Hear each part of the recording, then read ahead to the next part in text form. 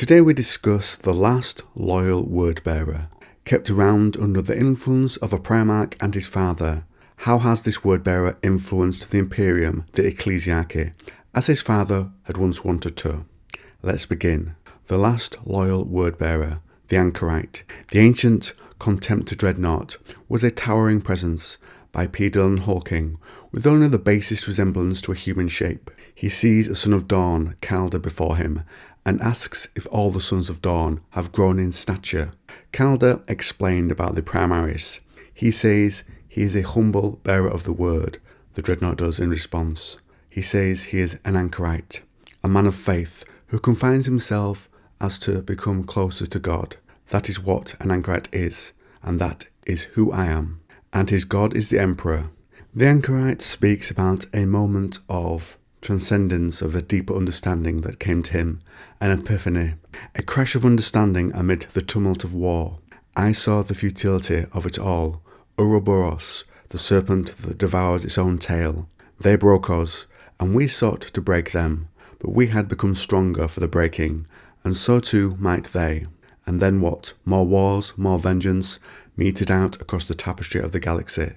Seeing this, he sat down his sword and waited for Guilliman's sons to finish him. But they let him live. I was put in chains, he says, and interred in an oubliette, left to rot for the rest of that war.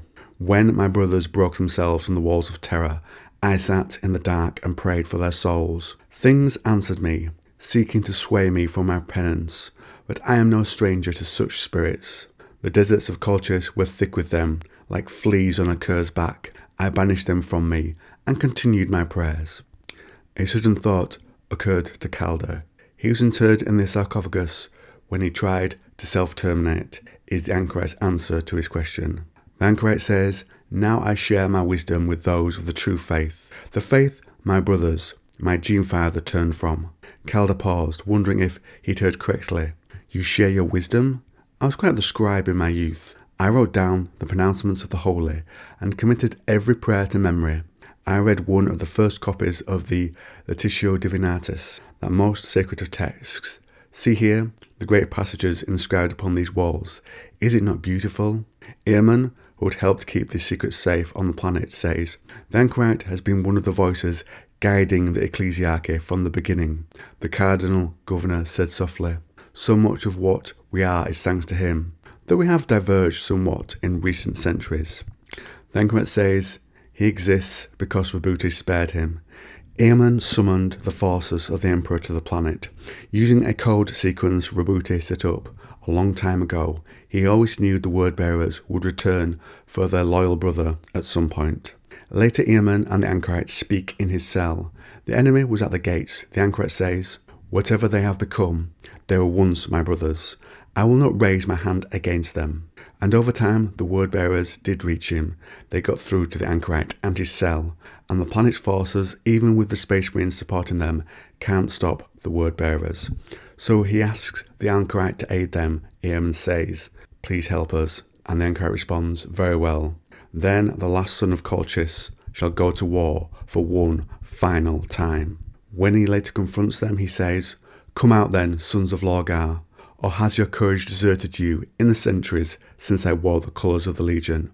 The dreadnought turned, studying the demons that crept towards him. Or perhaps you prefer to let these abominations wage war on your behalf? Is that what you have become in my absence? Demons are arrayed all around him. The Neverborn screamed as one. The sound rose to such agonizing heights that Amatnim was forced to cut his audio sensors.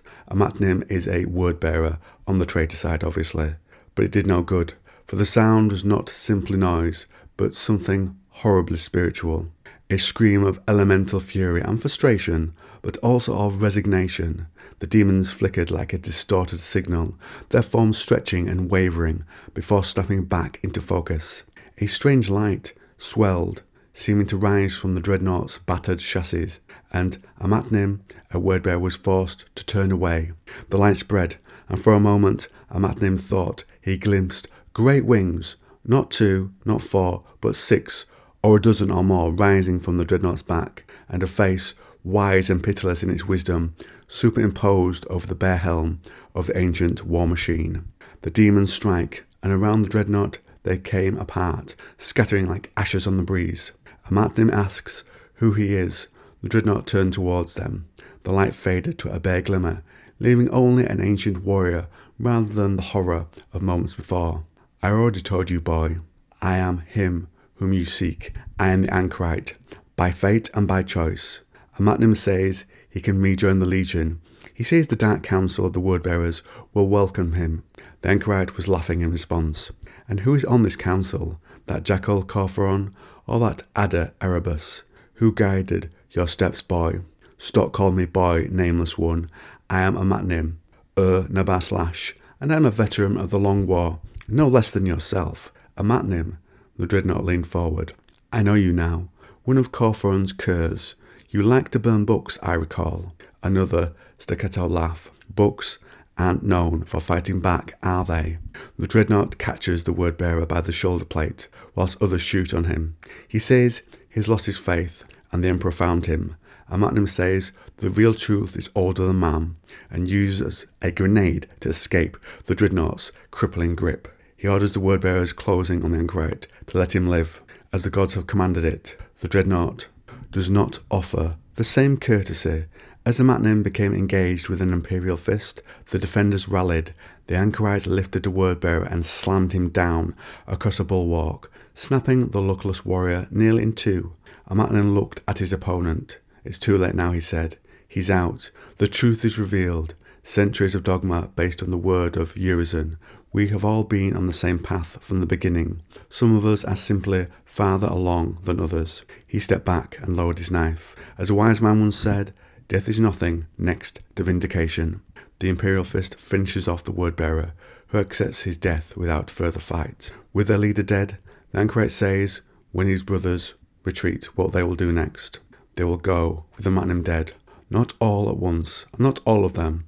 Some will seek to dredge glory from this moment. Others will seek to hide themselves away, like ticks in the flesh of a beast. Then we will hunt them down, Calder said. But not today. No, the Anchorite was silent for a moment. I wish to return to my cell. Calder looked at him. I cannot stop you. The Anchorite laughed. No, Calder hesitated. Thank you, he said. Thanks, Earman. It was he who convinced me. The Anchorite didn't move. His red gaze scanned the horizon, and Calder wondered what he was looking for. It is beautiful, isn't it? The dreadnought said. I forgot what it was like, I think. His talons twitched, and Calder saw that they were stained crimson. I forgot what it was like to be who I was. He turned away. I will return to my cell, but maybe my time of contemplation is at an end. I must pray for guidance. He stopped and looked at Calder.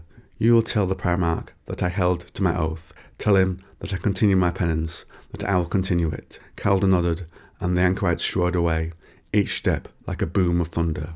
And so the truth of the last loyal word-bearer, seemingly touched by the Emperor, was let out into the world. Perhaps Lorgar was right in some way in the end. So I think that moment of light was most likely the Emperor. I'm not sure how that ties into seeing many wings as well, perhaps some sort of temporary sainthood provided by the Master of Mankind, who can say. And just something else I didn't mention in the intro, all this is taken from the novel Apocalypse by Josh Reynolds. So let me know what you think to the lore in this video. Drop me a comment down below on that, and how you'd like to see this followed up, if GW ever do, maybe not. And that's all I'll wrap up today's video. And if you like this video on 40k, why not try this one?